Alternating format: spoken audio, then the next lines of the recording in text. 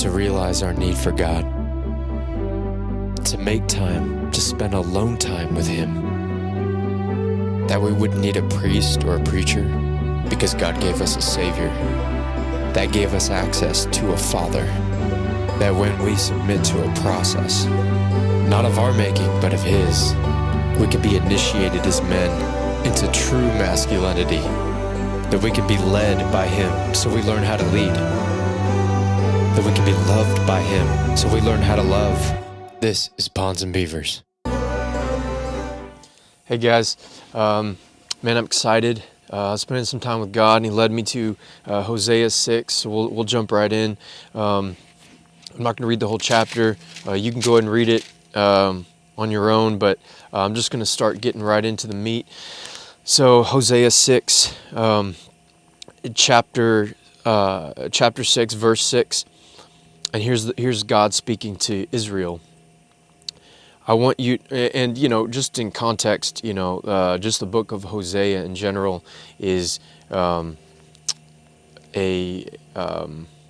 calling back of Israel back to God, where Israel has strayed, and it represents us with God as we stray or have a tendency to stray, and of course I'm nutshelling and maybe doing a bad job, but anyways, Hosea 6, I want to read verse 6. I want you to show love, not offer sacrifices.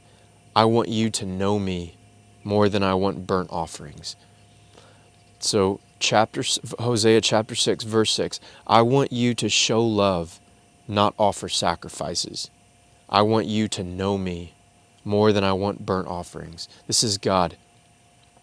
And this is really God's heart for us, right?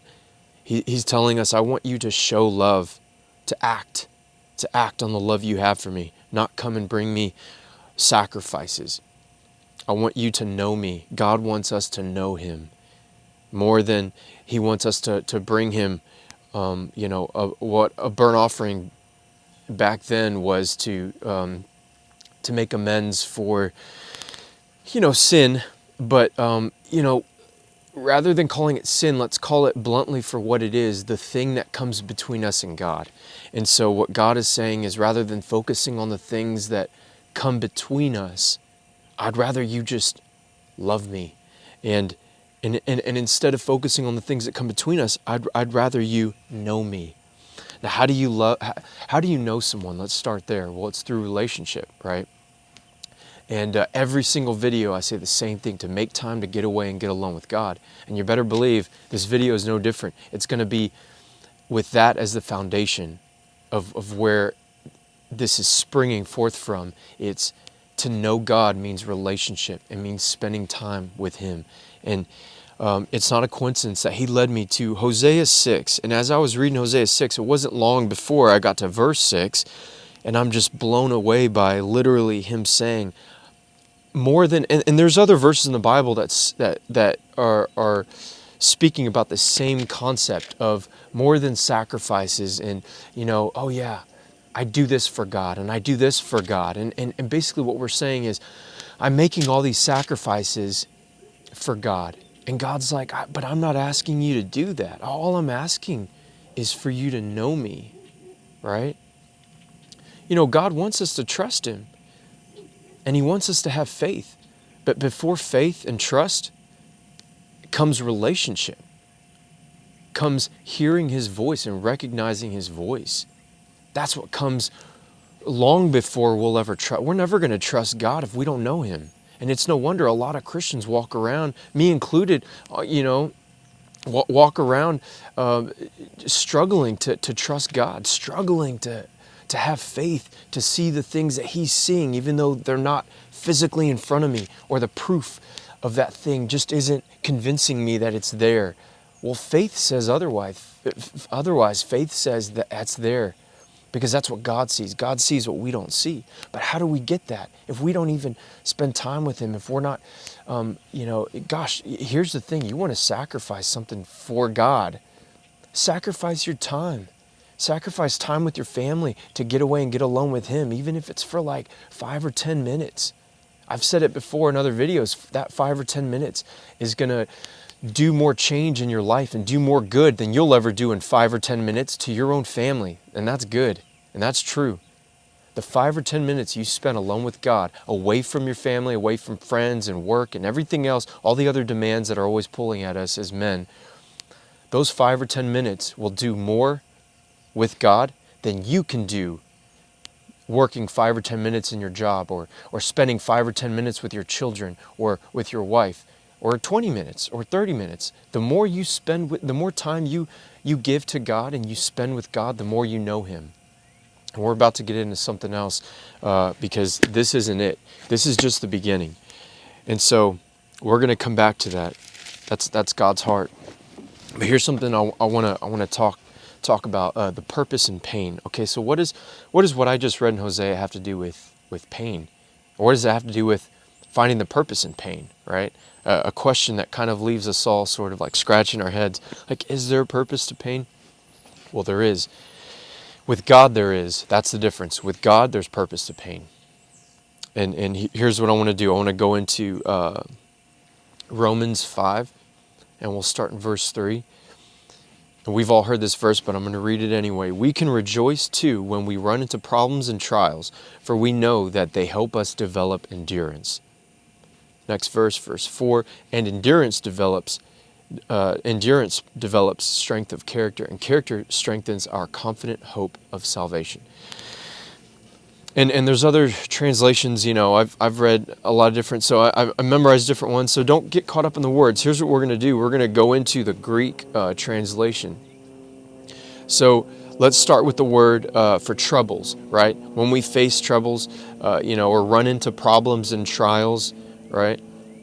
What helps us develop enduring those things? Or other translations say patience, and we'll get into that in a second. But those problems and trials, the Greek word is thlipsis, which means pressure, to be afflicted, to be in anguish, to be burdened, to be persecuted, to face tribulation and trouble. And so it's no wonder that different translations say, if not those exact words, similar words to that, right? So we're talking about God saying that when we run into affliction, when we are burdened, or when we face persecution and pressure. I love the word pressure, right?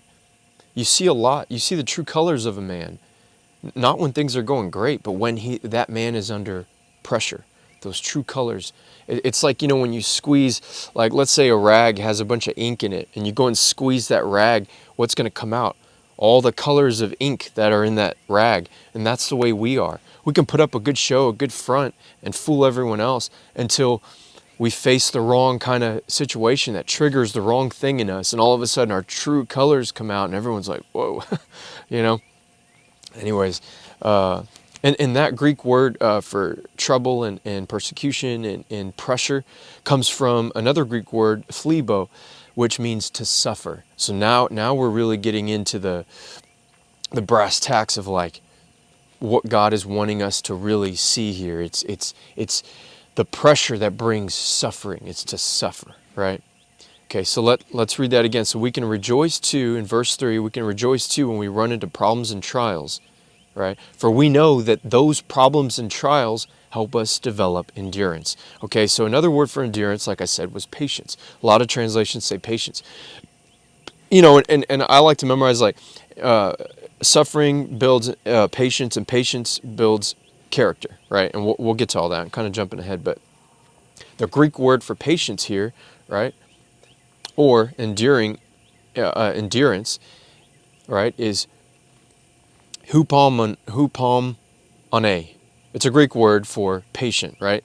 And it's what I love here is it's patient continuance, to endure, to wait, right? So now we're learning that, okay, troubles, trials, anything hard, the burdens we face in life can build the ability to endure, right? We can learn how to endure, how to face those trials and tribulations, or whatever you want to call it, afflictions, burdens.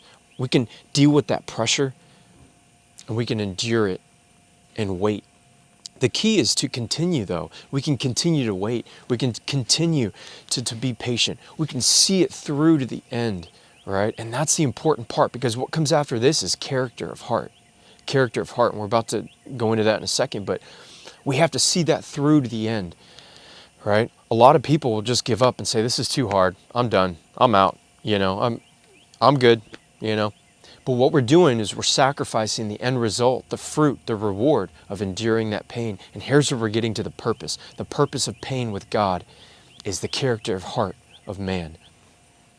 And so in verse 4, God promises that he'll lead us to character. But what is character?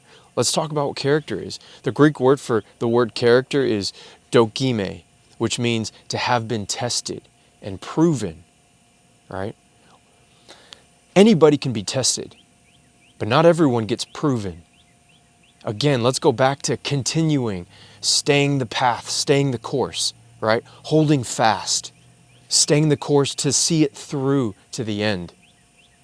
That's being tested, sure, by the pain of it and enduring it. But if you don't see it through, you're not proven. It's having been tested and proven. Guys, this is good, and I hope you hear this, that it's the experience you gain from being tested and being proven, right? The key is experience. God showed me this years ago, that the language of the heart is experience. When Jesus would talk to his disciples or speak to other humans, he always used stories. Why stories? Because they're experiences. And the thing that bypasses the mind and brain that we get kind of hung up, especially guys, with, before the heart has a chance to kind of like grab it and kind of soak it in and chew it up, what bypasses that is experience. Because other than that, it's just information, right? What does God tell us? The power of our testimony. Right? The power of our testimony, our experiences. That's the one thing the devil or anyone else can't take from us, is what we've experienced with God, with other people. Look at men who have experienced things together. The bond that's built, it's a strong bond. Why? It's because you've experienced something together. You've been proven and tested, right? And you've gained an experience from that. That's powerful. And we as guys, God showed me this too, we as guys are hungry for what we lack, right? And we're challenged by what we lack. And if we deep down know that we lack character, we're challenged by that. And we want that. But here's the danger. Our best intentions doesn't get us character. God didn't say, hey, have good intentions and want it real bad, and then all of a sudden, poof, man, it's like magic. You just have character all of a sudden, character of heart. It doesn't work that way. We can want it all day long, but if we're not willing to pay the cost of character and to endure pain, right? I don't want to go into that too much. Let's go on to the next thing. So what is that? What is character, right? And so we're talking about it's being tested, being proven. Here's the best part, though. It's better than tested and proven. It's experience. What does that all lead to? You gain trustworthiness. The dictionary gave it to have gained trustiness, to be trustworthy.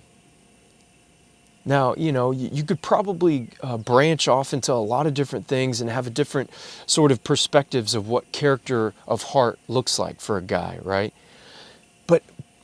But it's hard to argue that if you nutshelled what a man of character would look like, or what he is, or who he is. He's a trustworthy man. What's rare in this world, in this country? What's rare in even friend circles or in family units? It's trustworthiness. And guess what? You can take a really trustworthy guy, but he'll still have a limitation in the capacity that he's trustworthy. There's some guys that you'll trust with your family, trust with your life and their lives. And there's some guys that you won't. And you might trust them to do you a favor, or to trust, to be trusted to do something specific, fill in the blank. But there's a limit in capacity, because that same guy you may not trust for something else. You're like, no, I don't trust him. He'll let me down for sure. He lacks character of heart in that area, right? And I've got plenty of areas like that I'm very aware of. We all do, right? And that ought to challenge us as men, right? To see what we lack, and what areas we lack character, and take that to God and say, God, I need to know you more. I need to spend more time with you. And that's where the Hosea chapter 6, verse 6 comes into play. When God says, guys, I'm trying to help you out here. It's better that you know me. It's not better that I sent my son to die on the cross so that you can be freed from sacrifices, because that's not the point. The point isn't you bringing sacrifices, because you'll never get it right, and you'll never do enough. You'll never be enough. You'll never be perfect. So stop trying. What I want is simply your heart. I want to know you. I want you to know me. I want to have a relationship with you. And again, that goes all the way back, full circle, to what we started off talking about. And what I say every stinking video is to make time to get away and get alone with God. Are you doing that? Am I doing that? Are we doing it enough? You know? Anyways, yeah, guys, I hope you heard the message of that. Let me make sure I'm not missing anything.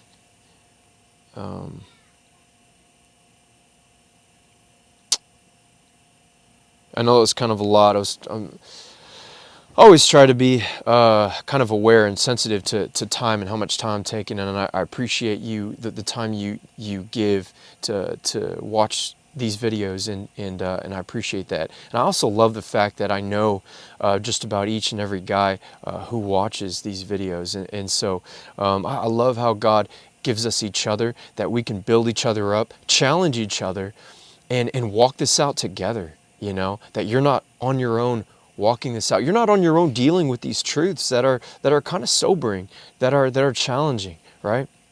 And anyways, I think that's a good place to stop.